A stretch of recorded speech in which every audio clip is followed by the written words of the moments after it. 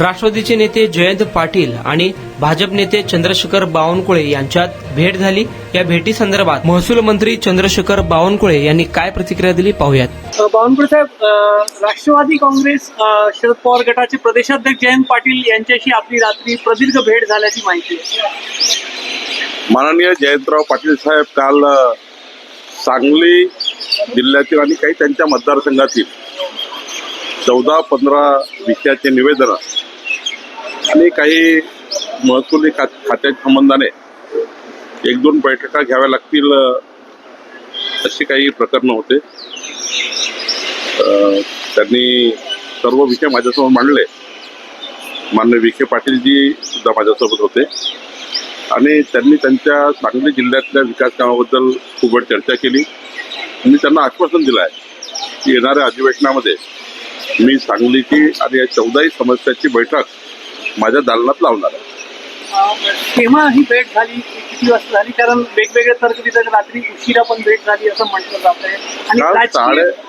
काल रात्री सायंकाळी 8:30-9 वाजता B5 बंगल्यावर, अधिकृत बंगल्यावर भेट झाली आणि माझ्या घरी तर 400-500 लोक त्यावेळी भेट झाली तेव्हा होते. ते अधिकृत माझ्या वेळ घेऊन आले होते. त्यामुळे काही ती राजकीय भेट नव्हती. कुठलीही राजकीय चर्चा सुरू झाली नाही. केवळ विकासाची चर्चा झाली. जयंत पाटील साहेबांनी दिलेले 14ही मुद्दे ते महत्वाचे होते. मी ते मार्गी लावणार आहे. बावनकुळे साहेब, आपला इतका राजकीय अनुभव आहे, आपल्याला काय वाटतं त्यांच्या पक्षामध्ये त्यांचं काय भविष्य आहे असं वाटतं? नाही, त्यांनी काल काही राजकीय चर्चा केली नाही आणि मी जयंतराव पाटील साहेबांच्या राजकीय भविष्याबद्दल बोलणे इतका मोठा भी नहीं है. सर, इन दिनों बताइए, जयंत पाटिल के साथ आपकी मुलाकात हुई है, कल रात को लंबी बातचीत हुई ऐसी भी बताएगा?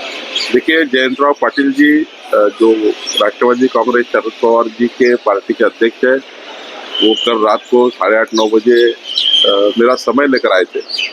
माननीय विखे पाटिल जी, मैं साथ में हमने बैठकर जो उनके विधानसभा में और उनके जिले में, सांगली जिले में 14-15 समस्या है जिसमें कुछ शासकीय बैठक की जरूरत है, कुछ डेवलपमेंट के वर्क से जो मेरे रेवेन्यू डिपार्टमेंट के अंडर आते हैं.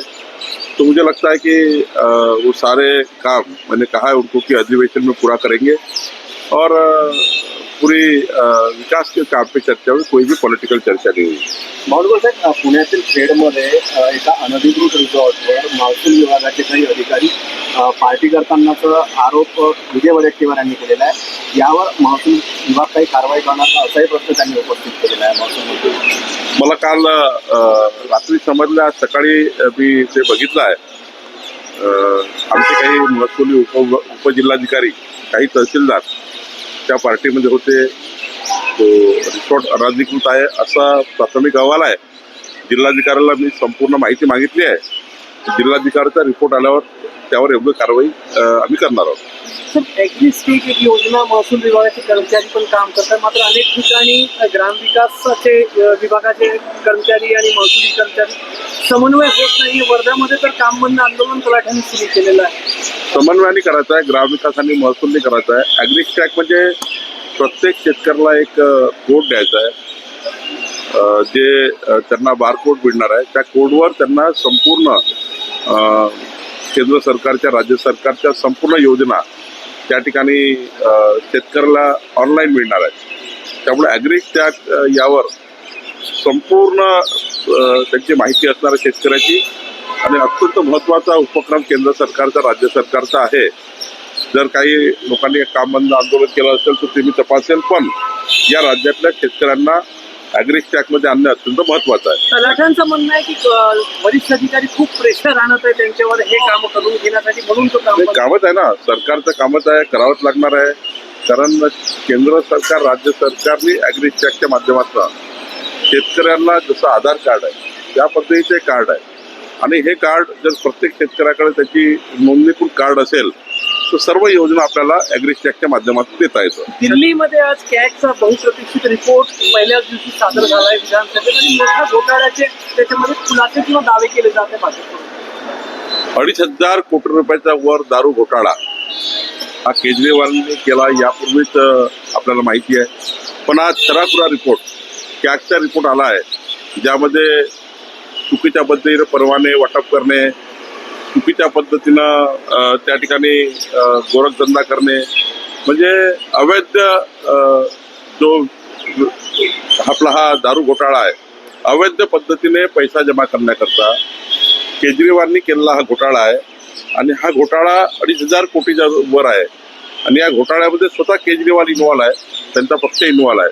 आणि त्यामुळं कॅगच्या रिपोर्टवर केंद्र सरकारने पुढची कारवाई केली पाहिजे.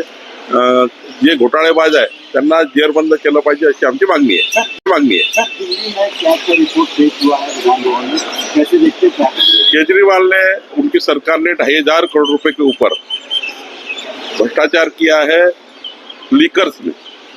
लीकर में अवैध रूप से लाइसेंस बांटे गए, लीकर्स में अवैध रूप से डुप्लीकेट दारू बनाई गई, बहुत से उसमें अवैध व्यवसाय किए गए हैं। तो ये केजरीवाल सरकार का पहला भ्रष्टाचार का रिपोर्ट है। ऐसा भ्रष्टाचार उन्होंने गरीबों के नाम से बहुत किया है। आगे आगे जैसी सरकार चलेगी, केजरीवाल ने किए हुए भ्रष्टाचार सामने आएंगे। केजरीवाल की सरकार भ्रष्टाचारी सरकार थी, इस वजह से वहाँ की जनता ने वो सरकार उखाड़ के फेंकी है। हमारी सरकार जो आई है वो निश्चित रूप से केजरीवाल के सारे भ्रष्टाचार निकालेगी और कड़ी कार्रवाई उनके ऊपर करेगी। शक्तीपीठ हायवे संदर्भात काय सांगाल सर? आपण पाहिलं यापूर्वी स्पीडमध्ये काम झालं, आता निवडणुकीनंतर पुन्हा एकदा डिमार्केशन जे आहे ते सुरू झालं. डिमार्केशन विधानसभेच्या निवडणुकीच्या आधी थांबवण्यात आलं होतं. वर्धा, यवतमाळ 2 ठिकाणी डिमार्केशन सुरू झालेलं आहे. दगड लावणं सुरू झालं MSRTCचं. महसूल मंत्री तुम्ही आहात आणि वेगानं काम आता जमीन संपादनाचं सुरू होईल पुढच्या महिन्यात. भूसंपादन या भागाचा मंत्री म्हणून, या विभागाचा मंत्री म्हणून ज्या ठिकाणी शेतकऱ्याच्या अडचणी आहेत, त्या शेतकऱ्याच्या अडचणी आम्ही दूर करू. पण कोणत्याही परिस्थितीमध्ये हा महामार्ग झाला तर संपूर्ण महाराष्ट्राचं चित्र, जसं समृद्धी महामार्गाने चित्र बदललं तर शक्तीपीठ महामार्गाने संपूर्ण चित्र बदलणार आहे. काही जर शेतकऱ्याच्या अडचणी असेल तर सरकार सोडवेल. हा मार्ग होणे हे महत्वाचं आहे.